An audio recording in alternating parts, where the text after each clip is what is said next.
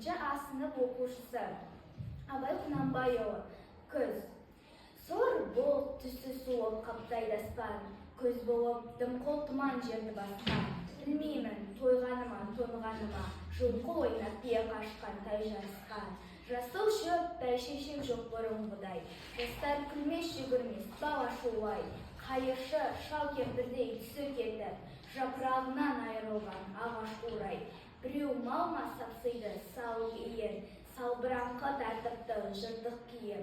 Енесіне елтіп шуда жібін, жас қатында жыртылған жамай үйін.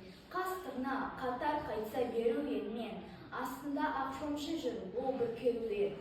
Қай ауылды көрсенде жабыр қаңқы, күлкі ойын көрінбейді сейіл серуен. Кемпір шал құршан қағып бала бүрсен, көңілсіз қара суық қырда жүрсен. Кемік, сүйек, сорпасу, тимейген сон. Үйде ит жоқ, тышқан ауа қайда көрсем. Күзеу тозған от жоқ, елдің маңы. Тұман болар жер соқса, шар тозаны. От жақпаған үйінің соры қашып, ыстан қорыққан қазақтың құрсын заны.